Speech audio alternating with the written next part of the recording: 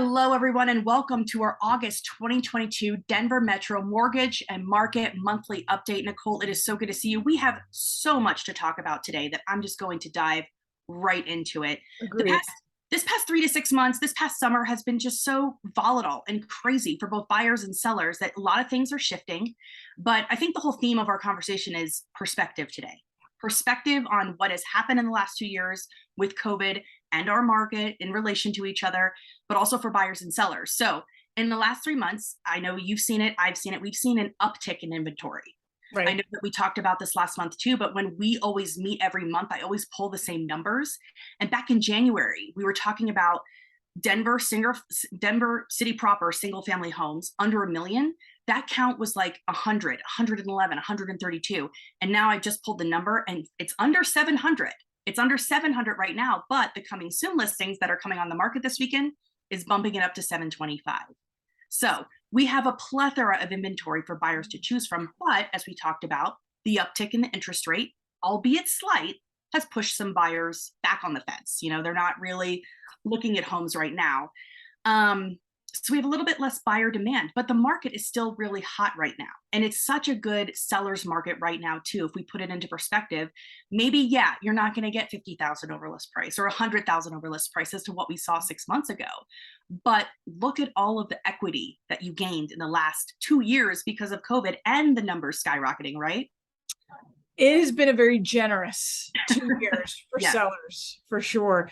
And it's a reality check and it's perspective. It's exactly what you said. So that if I saw my neighbor sell and he listed it here, but he sold it up here because he sold it for 100,000 over, I want that. Like I want that too. Everybody wants that. But that was unrealistic because it was an insatiable buyer demand with way too many buyers, too few listings. So now, though, if you realize that this was the market value at the time, if I go back to that and I start negotiating and figuring out what my home is worth, I still did good. Yeah, I didn't get multiple bids and bids over asking. So I left some money on the table because my life was not ready to move then. So, it's like, how do you manipulate and time the market? It's so hard to do that. But anybody who owned a home, you can ask any renter, anybody who owned a home has had a very generous 2 years, and those who are renting trying to buy have been kept out of the market for a very long time.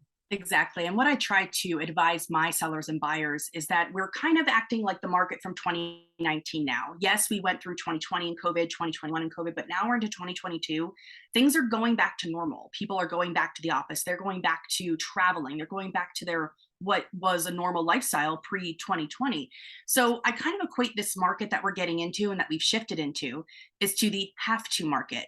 I have to move because we're having another baby and we need another room. I have to move because my job was downsized or, my job was moved to Florida, so we have to move. Whereas in the last 2 years, it was the why not market. Why not buy? Because interest rates are so low and we can probably get more bang for our buck by buying versus renting. Why not sell? Why not sell? Because we're going to get 100,000 over list price. So that, just really added to our market and the volatility and positive volatility of it because there were so many more buyers and sellers out there making transactions happen and moving because during COVID, you could work from home. And people thought, well, hey, why don't we move to Texas or Florida or maybe another metro area that was probably, a better price point for them. So I really am thinking that we're really into the market of the have to market again. The have-to market is still pretty strong, though. I mean, if you think the largest age group today is 30 years old and the average first-time home buyer is 33, I got a lot of have-tos coming up. Those who are starting their families, they're wanting that extra bedroom, maybe they're wanting more rural or better school district. The have-tos will continue and have always continued to support the market. I mean, even in 2008, we had 26,500, give or take, homes for sale. That was only 5.5 months. And that was like the biggest boom and bust and rock the whole housing market. Today, we have 1.7 months. So we still have this lack of inventory. We still have this largest age group of 30-year-olds. We still have historically low interest rates. I mean, yes, they went up on Friday because of that unemployment number came out lower, which means that people are employed and the economy is still doing good. But today we saw the CPI number, the inflation number actually dropped from 9.1 to 8.5. And that lowered our interest rates now going into this weekend. So we get these little bumps on any given weekend when people are like, oh, interest rates went down again. There's a lot of buyers still out there, and they're looking for opportunities, and they're buying on the dips, and they're taking advantage of being able to get a home at list. If you were a seller, my husband and I are building a new home. Yeah. And everybody told us that you should sell now. You should sell now. This was last spring. You should sell now. I go, but where am I going to live for a year? Like, do I Right. sell now to take an extra, what, $100,000 off the table, but then to turn around and rent for a year? I mean, life doesn't work that way, or at least most people don't want to work it that way. The real estate market will continue to have buyers. The sellers are going to get their fair price. They just have to readjust based on, remember, everybody wants to compare everything to 2008. Shoot, 2018 and 2019 were really good and a whole lot closer. And that's what we're going back to, not 08.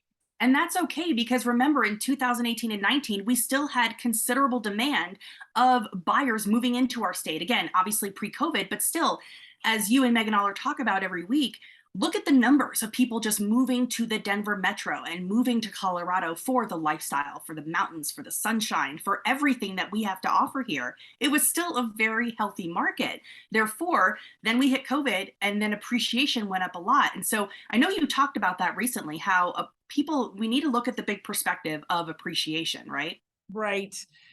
We do. And CoreLogic just put out a report showing that our past year, as of July, we had appreciated over 18.5%.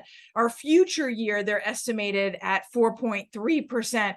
And I run those numbers, and I keep looking at that going, I'd be happy with that. That's still more than the historic appreciation of 3.6%. I was running a number, and we've kind of highlighted this a couple times. If you purchase a home for $615,000, putting 5% down and lock it in on a rate of 4.99, which we're seeing today, 4.75 ish. If I lock it at 4.99 and I gain 4.3%, I can gain 114% return on my investment, putting that 5% down, just with a little over 4% annual appreciation. People don't realize that power of leverage allows you to appreciate on that larger amount. And two, we were talking about this right before we started. Real estate's hyperlocal. Some blocks, some areas, some neighborhoods might feel a little bit of a pullback because they never should have gone that high in the first place. But real estate is a long-term gain, and will always be, the Denver market will attract people and continue to have demand for our housing. Absolutely. And what is that interest rate for renters out there who are renting? Like you always said, we're either paying our mortgage ourselves, or we're paying your landlord's mortgage at 100% interest rate. So I'd much rather pay 4.99% interest rate on a new home or a resale home versus renter's interest rate. So That's right. Nicole, thank you so much. I look forward to talking to you in September. For anyone who's looking to either refi, new home purchase, you know who to call. It's Nicole. Her number and information will be down below. And if you want to go look at houses, or you're needing to sell a house, please call me, Marybeth Fresh, and my number is below. We'll see you next month, Nicole. Marybeth, always a pleasure. Bye-bye. Bye-bye.